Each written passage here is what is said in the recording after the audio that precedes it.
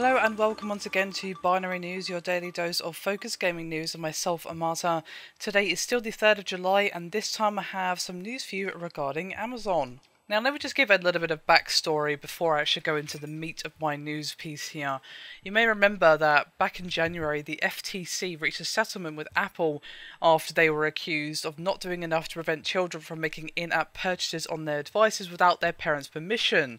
And then, of course, Apple agreed to refund a minimum of $32.5 million to parents.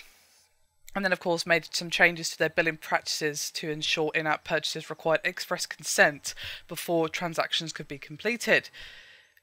So why do I mention all this? Well, because Amazon is refusing to agree on a deal with the FTC regarding the way they handle in-app purchases.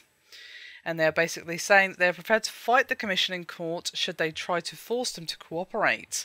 And Amazon Associate General Counsel Andrew C. DeVore said to the FTC via a letter, quote, "We have continuously improved our experience since launch, but even at launch when customers told us their kids had made purchases they didn't want, we refunded those purchases. In-app purchasing was and remains a new and rapidly evolving segment, and we have consistently improved the customer experience in response to data. That constant iteration on behalf of customers has produced not only an in-app purchasing experience that already meets the requirements of the Apple consent order, but the development of the industry-leading parental controls like Kindle Free Time. We believe the Commission should promote that kind of iteration on behalf of customers."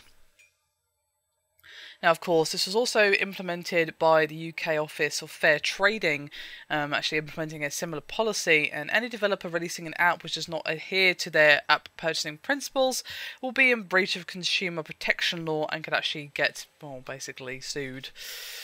Now, personally, while I definitely think that more needed to be done from Apple and platform holders in general to increase the amount of protection you have on your account to stop purchases being made without the proper passwords or what have you, it's not Apple's fault and it's not Amazon's fault if a parent doesn't bother to set up a password even, so that when you try to make an in-app purchase, it asks you for your password.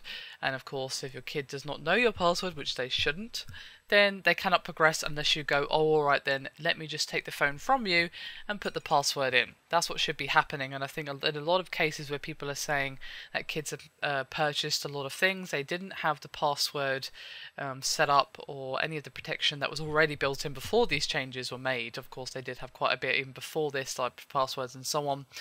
But even if you say that, you could argue, well, what if a kid, like, you know, learns the parents' password by watching them type it in or whatever? And that's a fair enough argument, but I would still say it is all about paying attention to what your kid is doing rather than just leaving them for hours on end. So I can kind of see where Amazon are coming from here.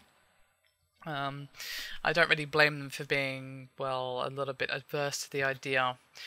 They are, of course, slightly responsible for making sure that, you know, there's as much protection as possible from unwanted purchases from happening, but there also has to be quite a bit of input from the parents of children as well, basically stopping them from making in-app purchases either via password, of course, watching them, or, you know, any of those two, as well as a million of other, you know, things you could do to stop this kind of stuff from happening.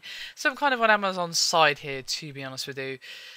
So, yeah, I mean, as long as they don't go all out ignoring everything, you know, in regards to refunds, I think they'll be fine. Do let me know your opinions, though. Be curious to hear your thoughts, and I'll see you next time.